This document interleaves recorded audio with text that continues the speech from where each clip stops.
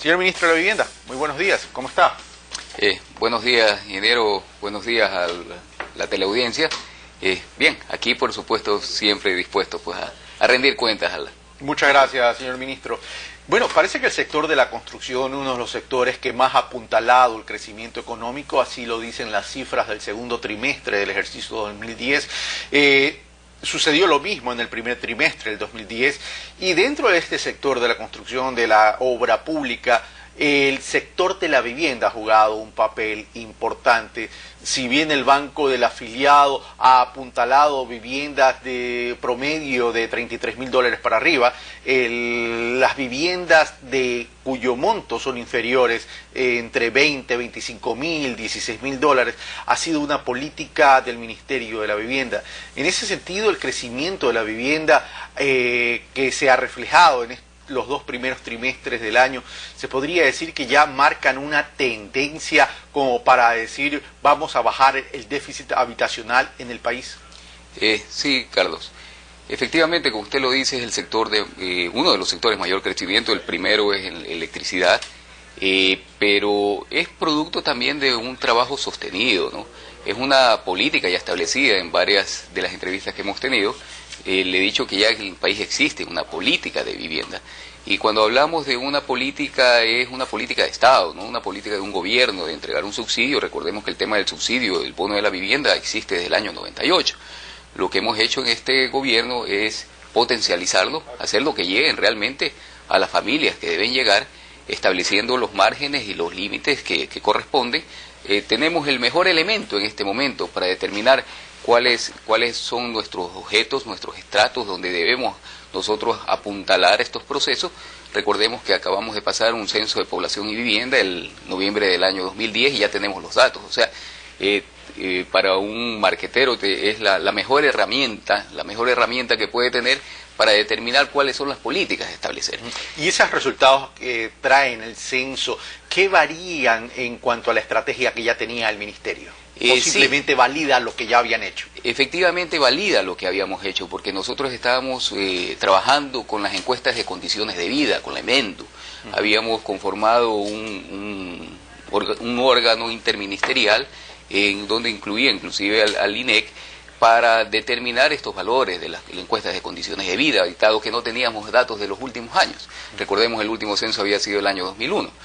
En base a esto se ha establecido una política, lo que ha hecho es ratificar esa política y decir que vamos por el buen camino. Esto lo demuestra, pues, recordemos que hace poco, Carlos, la misma prensa hablaba de una burbuja inmobiliaria. Yo tengo recortes de marzo de este año, de abril de este año, donde hablábamos de una burbuja inmobiliaria, y hoy la misma prensa que ve los indicadores económicos que son determinantes y donde se determina que el sector de la construcción, y dentro de eso, como usted bien lo destaca, pues el sector de la vivienda es un motor que mueve la economía. Yo recuerdo que esta frase está escrita en la Cámara de la Construcción de Guayaquil: el motor que mueve la economía es la construcción, por todo lo que genera mano de obra directa, genera mano de obra indirecta, genera un movimiento económico importante. Si bien no se produjo la burbuja, pero sí ha habido variación en el costo de la tierra, señor Ministro. Mire, en cuanto a lo que nosotros podemos implementar, tenemos el Banco Ecuatoriano de la Vivienda. Recordemos el año 2009, cuál fue la decisión del señor presidente en octubre 20 del 2009. Rescatar esos fondos de la RIL que estaban financiando proyectos en el extranjero para que muevan el aparato comercial ecuatoriano, de los cuales dispuso el señor presidente $600 millones para el sector de la vivienda. Como veo que usted ya más o menos ha adoptado terminología burocrática, señor Ministro, permítame explicar qué es la RIL para mis amigos televidentes. Es la Reserva Internacional de Libre Disposición. Ahora sí, a veces no caigan en el sistema, señor Ministro. Trataremos. No, efectivamente, la RIL es... y no debíamos tenerla aquí, usted lo sabe, pues, Carlos, debía estar en el país... y no en el exterior. Sí. No en el exterior, exactamente. ¿Y qué pasó con esto? El impulso de esta inyección económica de $600 millones, $200 millones al Banco Ecuatoriano de la Vivienda, para que genere esa oferta que inclusive está en el rango que el BIES está otorgando los créditos, porque recordemos que fue un plan que duró hasta el año 2010, hasta diciembre, donde el Banco Ecuatoriano de la Vivienda financiaba viviendas de hasta $60.000. Fueron, si no me equivoco, reservados $265 millones para aquello. 200 millones de dólares 200 para el millones. banco, 200 millones de dólares para el Banco del Pacífico, para que otorgue créditos a aquellas familias de esos proyectos generados por la banca pública u otra banca, y 200 millones de dólares adicionales para el Ministerio de Desarrollo Urbano y Vivienda. Esto generó en realidad dentro del sector de la construcción un movimiento importante, tanto así que el banco tenemos alrededor de 30.000 soluciones habitacionales, un banco que hasta hace poco no generaba. ¿Cuántas unidades, perdón? 30.000 soluciones habitacionales en 127 proyectos alrededor de todo el país. En ciudades importantes como Manta, por ejemplo, no han estado focalizados a Quito y Guayaquil, donde tenemos la mayor cantidad de déficit, sino en todo el país.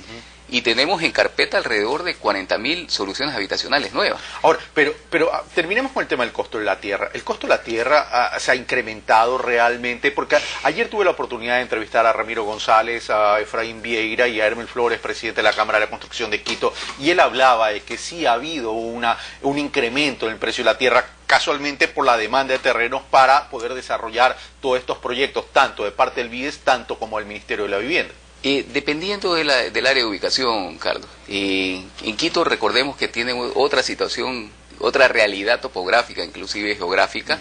El costo de la tierra, conozco ciudades que con esa misma realidad, por ejemplo en El Oro, hay ciudades que cuestan $1.000 el metro cuadrado en el centro de la ciudad.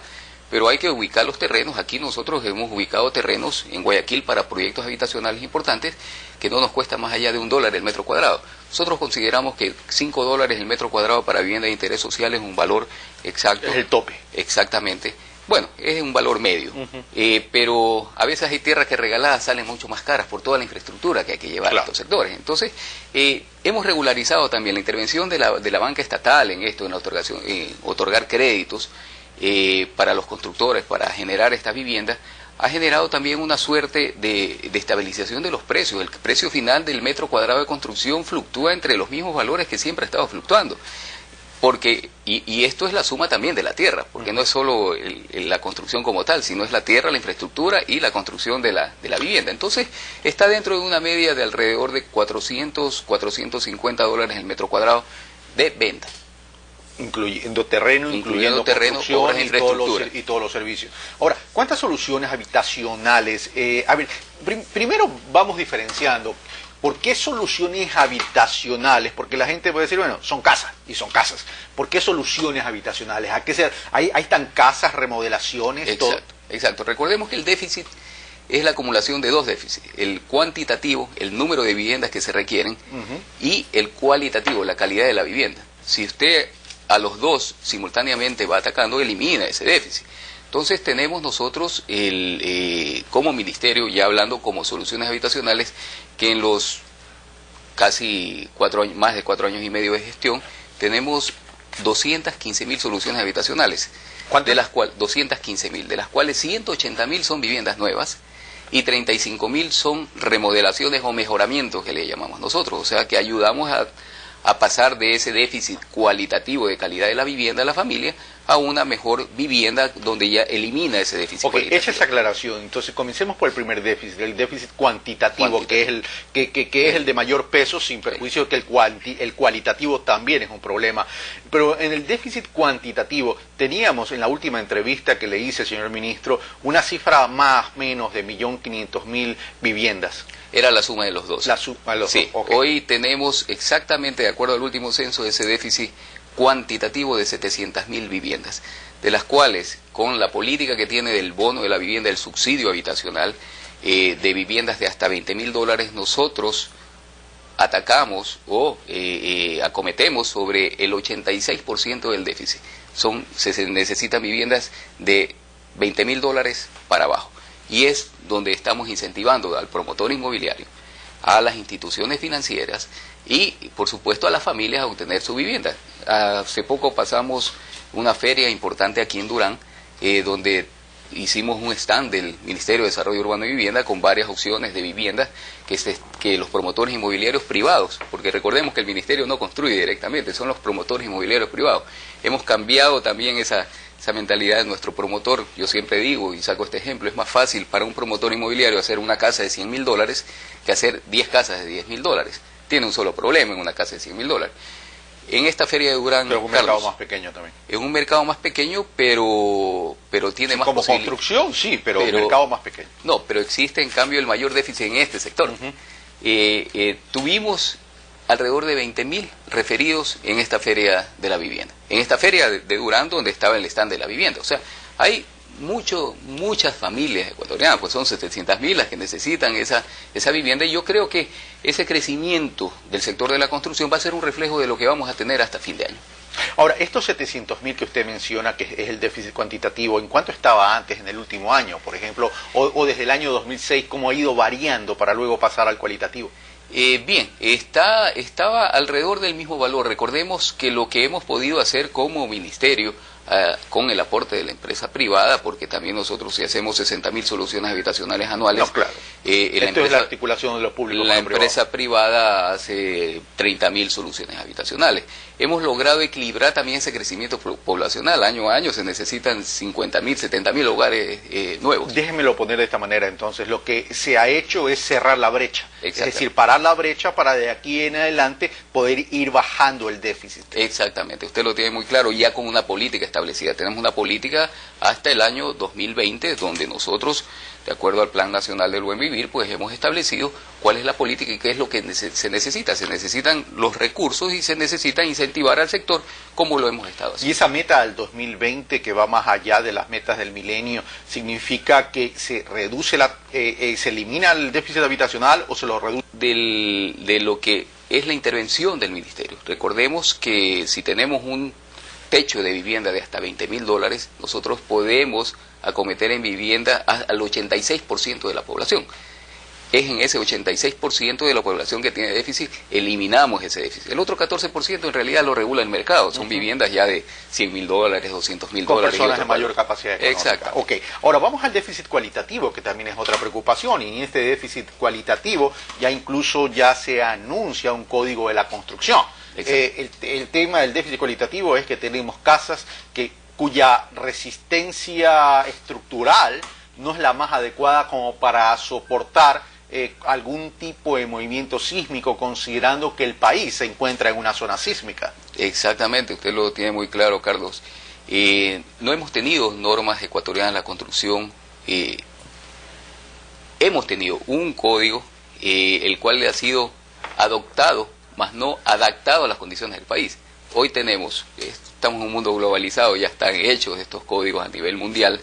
Hemos trabajado durante 3 años con aporte de la empresa privada, cámaras de la construcción, colegios profesionales, universidades, ministerios, y vamos en diciembre a lanzar las nuevas normas ecuatorianas de la construcción. Son 16 capítulos de normas de la construcción, donde está uno de los capítulos más importantes, y usted lo ha determinado en esto, es el riesgo sísmico. Estamos en una zona de riesgo sísmico, tenemos un nuevo mapa de riesgo sísmico, nuestras realidades son diferentes a las de Centroamérica, aquí no tenemos tifones, pero estamos en el cordón de fuego del Pacífico, tenemos una placa tectónica que nos empuja año a año. Y el hecho que gracias a Dios no haya pasado nada no significa que no tengamos que estar preparados. Y estamos dentro de los límites, cada 14 años hay una liberación de energía, y han pasado 15 años y no hemos tenido, gracias a Dios, gracias a Dios. Esa liberación de energía la hemos tenido en la política, señor ministro. Sí, está más diluido el tema. Perfecto, entonces vamos a tener este código. El 70% de nuestra construcción, Carlos, es informal.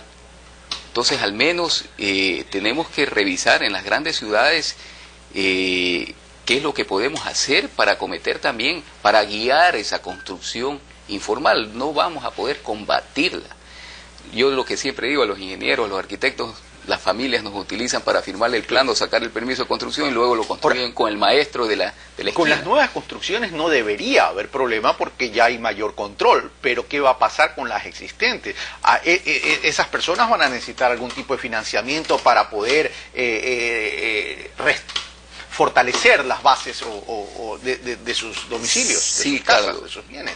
Ojalá pudiéramos hacer la evaluación de esos 3 millones de hogares, pero vamos a iniciar, y cabe destacar, y muchas gracias, esa pregunta importantísima la que usted me hace. Dentro de los capítulos tenemos, creo que el más importante, se llama evaluación de las estructuras existentes.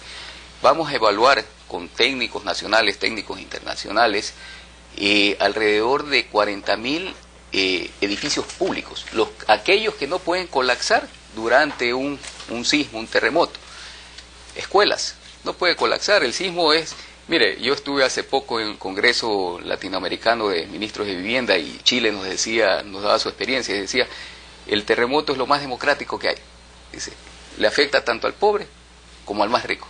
Entonces, le afecta al niño, le afecta al mayor, le afecta a todos. Por igual, es el mismo movimiento para todos.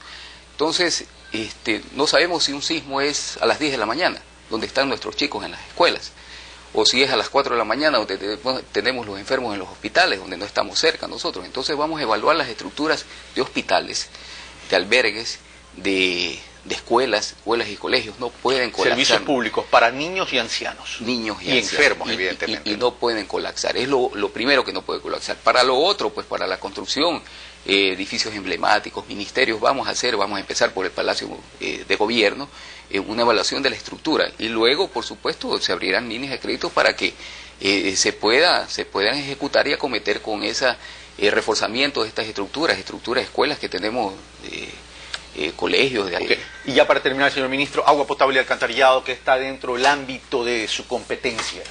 Sí, nosotros somos rectores del agua potable y saneamiento del país. Ya pasó esa época donde el Ministerio de Desarrollo Urbano y Vivienda uno iba y presentaba un proyecto y luego recibía recursos para ejecutarlo en otros gobiernos. En este gobierno somos rectores. Lo que hacemos nosotros es la viabilidad técnica de los proyectos. Nos presentan los proyectos al Ministerio todos los municipios del país. Nosotros encuadramos dentro de las normas técnicas y luego le decimos al Banco del Estado, tampoco dejamos solos a los municipios, le decimos al Banco del Estado, por favor, entréguele recursos, y el Banco del Estado, de acuerdo a la capacidad, le entrega recursos hasta un 80%. Eso en términos de mecánica de financiamiento, en términos de cobertura, el país podría decir que toda la población está en un 80-90% de cobertura de agua potable. ¿En qué porcentaje nos encontramos? Depende mucho de las ciudades, ¿no?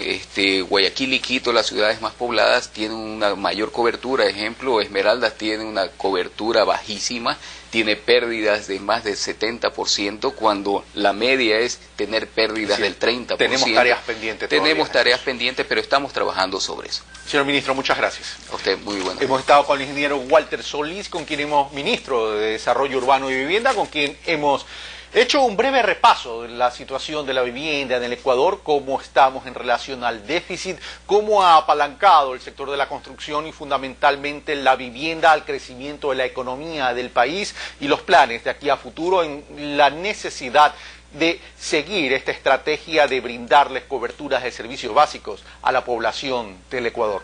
Una pausa y regresamos con más de Primera Hora aquí en CN Plus.